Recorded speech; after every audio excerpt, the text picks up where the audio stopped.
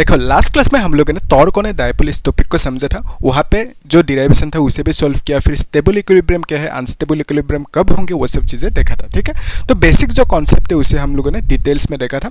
आज की इस वीडियो में हम लोग क्या करेंगे, बोर्ड एग्जाम की एक POI को सॉल्व करेंगे, लेकिन उससे पहले हम लोग जो समझा था लास्ट क्लास में उसे थोड़ा सा रिकैप कर लेते हैं। ठीक है, तो आइडिया ये था कि सपोज इस तरह से एक इलेक्ट्रिक फील्ड है।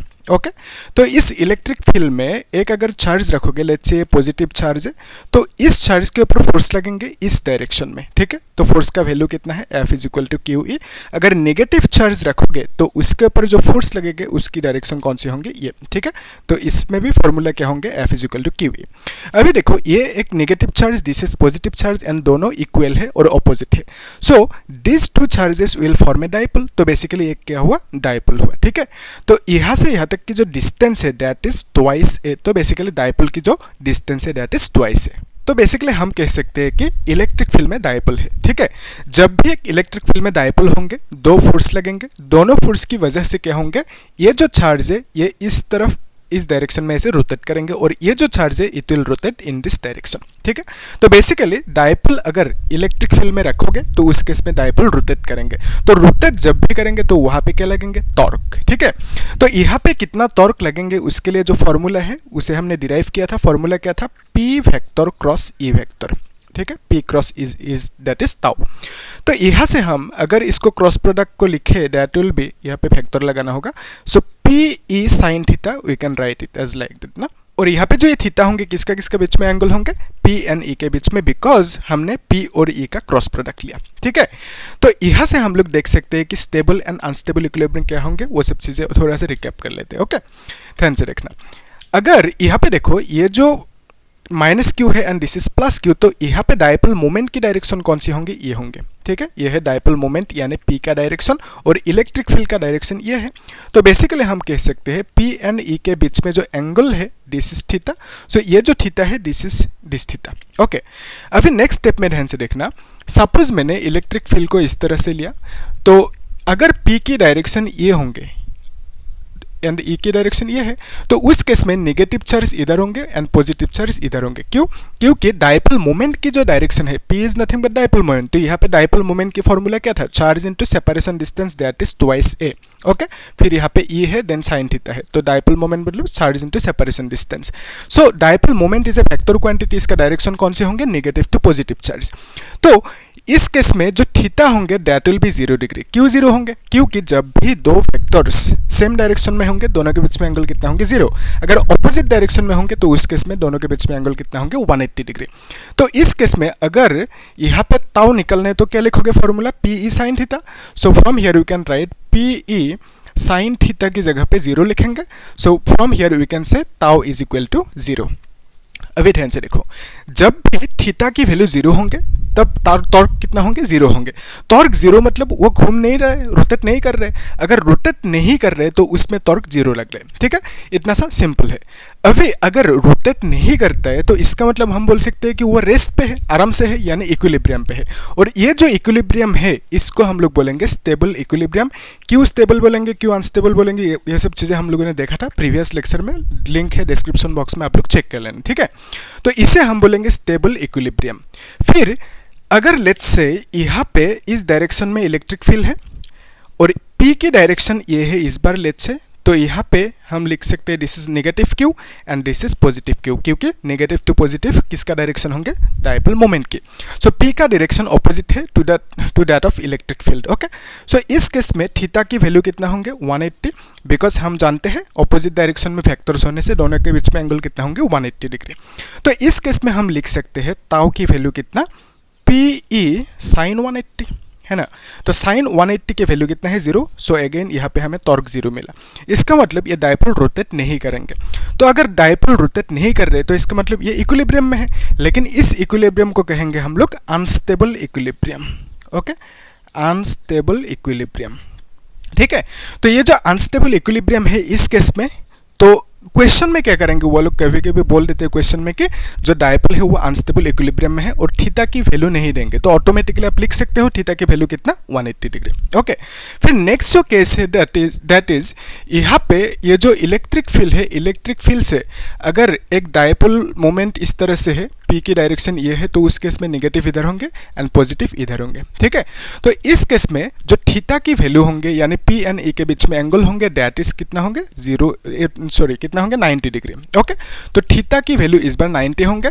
सो इस केस में ताऊ की वैल्यू कितना होंगे, टॉर्क की value P E sine 90। Okay, तो साइन 90 की वैल्यू कितना है 1, तो बेसिकली टॉर्क कुछ मिलेंगे दैट इज पी ई।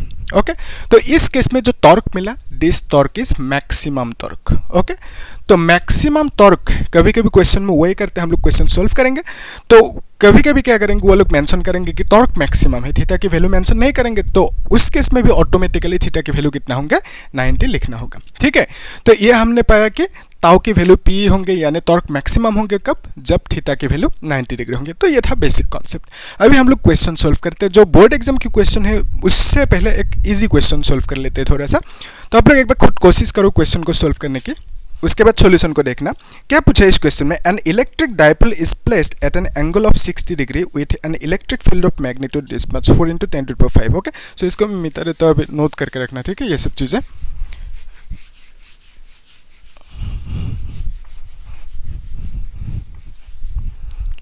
तो क्वेश्चन में हमें कुछ इंफॉर्मेशन देकर रखा है दैट इज थीटा की वैल्यू कितना है 60 डिग्री। फिर हमें बोला इलेक्ट्रिक फील्ड जो है उसकी वैल्यू है that is 4 × 10⁵ newton coulomb inverse. Okay, फिर बोला इट एक्सपीरियंसेस टॉर्क ऑफ, तो टॉर्क की वैल्यू कितना है 8√3 और यहाँ पे newton metre is the SI unit. फिर बोला if the length of the dipole is 4 centimetre, length dipole की कितना लिया था हमने 2a। ठीक है, तो 2a की वैल्यू कितना है 4 सेंटीमीटर हमें दे के रखा। फिर हमें बोला determine the magnitude of either charge of the dipole. So dipole में ऑब्वियसली क्या होंगे, चार्ज होंगे, तो चार्ज की वैल्यू पूछा यानी क्यू का वैल्यू पूछा। ठीक है, तो देखो क्यू का वैल्यू निकालने के लिए जो फॉर्मूला था हमारे पास, फॉर्मूला क्या था, that is torque is equal to P E sine theta. ठीक है, सो टॉर्क की ये फॉर्मूला था। तो इस केस से हम लिख सकते हैं ये जो पी है, पी मतलब क्या है, charge into separation distance. Okay, फिर यहाँ पे electric field then sine theta. अभी थीटा की वैल्यू कितना है 60 डिग्री, तो हम यहाँ पे 60 डिग्री लिखेंगे। फिर यहाँ से हम लिख सकते हैं this is equal to q and twice a, फिर यहाँ पे ई साइन 60 का वैल्यू कितना है √3/2। ओके, सो यहाँ पे टॉर्क का ये फॉर्मूला मिला।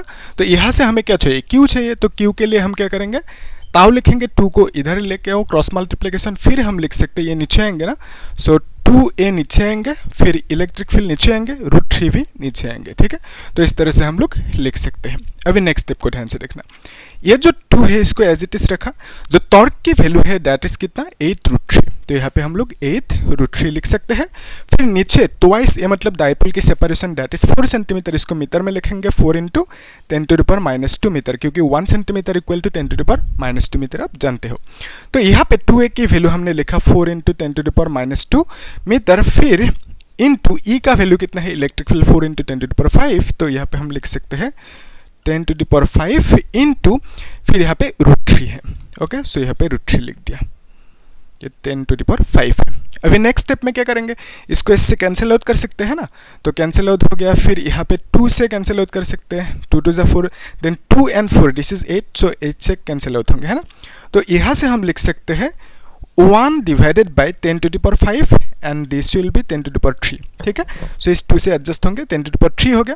अगर ऊपर जाएंगे ये तो हम लिख सकते हैं this is 10⁻³ and this is what charge की वैल्यू।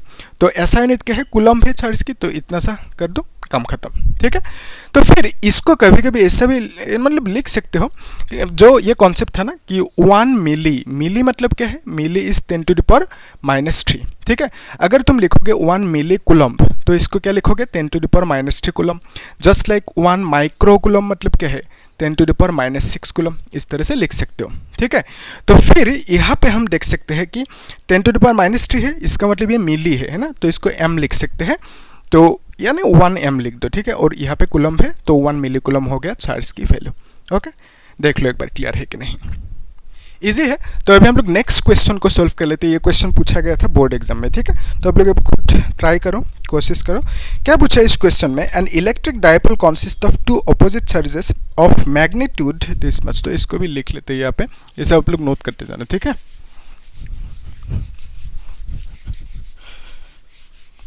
तो इंफॉर्मेशन क्या क्या देके रखा कि जो चार्ज ऑफ मैग्नीट्यूड, तो चार्ज की value that is q is equal to कितना है 1/3 इंटू 10⁻⁷, ओके 1/3 इंटू 10⁻⁷ कूलम, ये चार्ज की वैल्यू देकर रखा। देन ये -7, ठीक है। फिर हमें बोले separated by 2 centimetre, separation is twice a, this is equal to 2 centimetre, इसको मीटर में लिखेंगे 2 इंटू 10⁻⁻² मीटर, ठीक है। फिर हमें बोला dipole is placed in an electric field of 3 into, तो इलेक्ट्रिक फील्ड का वैल्यू कितना है 3 into 10⁻⁷ Newton coulomb inverse, okay. फिर हमें बोला what is the maximum torque does the electric field exert on the dipole, okay. तो हमें क्या पूछा कि मैक्सिमम टॉर्क कितना होंगे, यानी ताऊ मैक्स की वैल्यू हमें पूछा, ओके। तो अभी हमने कॉन्सेप्ट समझा था, मैक्सिमम टॉर्क कब होंगे, जब थीटा की वैल्यू 90 डिग्री होंगे, ठीक है। तो क्वेश्चन में हमें थीटा नहीं दिया, लेकिन हमने देखा कि थीटा 90 होंगे, क्यों, क्योंकि टॉर्क मैक्सिमम बोला है, ठीक है। तो अभी देखो यहाँ पे भी सेम फॉर्मूला लगाओगे, तो formula is torque is equal to क्या लिखोगे, पी ई साइन थीटा, है ना, पी ई साइन थीटा। तो साइन का वैल्यू क्या लिखोगे 90, क्योंकि हमें मैक्सिमम टॉर्क बोला। मैक्सिमम टॉर्क कब होंगे, जब थीटा की वैल्यू 90 डिग्री होंगे, ठीक है। सो यहाँ पे पी मतलब क्या है, charge into separation distance that is twice a. फिर यहाँ पे ई है, साइन 90 का वैल्यू कितना है 1, ओके। सो यहाँ पे हम लिख सकते हैं चार्ज की वैल्यू कितना देकर रखा 1/3 इंटू 10⁻⁷ इंटू ट्वाइस ए, मतलब separation is that is 2 into 10⁻², okay. Then electric field का वैल्यू कितना देख रहे हैं 3 इंटू 10⁻⁷, ओके 10⁻⁷। फिर यहाँ पे मल्टीप्लाई ये कैंसिल आउट होंगे ना इससे, फिर यहाँ पे 3 कैंसिल आउट होंगे। So basically we can write it as 2 into 10⁻², okay. So torque maximum कब होंगे, थीटा की वैल्यू जब 90 होंगे। और कितना मिला टॉर्क मैक्सिमम की वैल्यू, इतना सा। यूनिट क्या है टॉर्क की, न्यूटन मीटर। न्यूटन मीटर ही क्यों है, उसके लिए देखो एक छोटा सा कॉन्सेप्ट कि जो टॉर्क की फॉर्मूला क्या था, ये पी था, है ना। तो टॉर्क की एक्चुअल जो फॉर्मूला था that is torque is equal to, हमने लिखा था कि फोर्स इंटू परपेंडिकुलर डिस्टेंस, ये था main formula for torque, okay.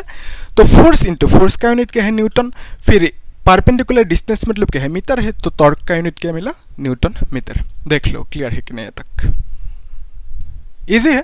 तो हम लोग एक काम करेंगे, नेक्स्ट क्लास में इस क्वेश्चन को सॉल्व करेंगे। ये क्वेश्चन पूछा गया था JEE में, ठीक है, JEE मेन में पूछा गया था। तो आप लोग इसे अच्छे से देखना, हम लोग सॉल्व करेंगे नेक्स्ट क्लास में। प्लेलिस्ट में हर एक वीडियोस दिया मैंने सिस्टमेटिकली वहाँ पे, तो आप लोग चेक कर सकते हो, ठीक है। डिस्क्रिप्शन बॉक्स में लिंक है। और बाकी क्या करना, वीडियो को शेयर करना, लाइक करना, एक सब्सक्राइब करना, ठीक है। Thank you.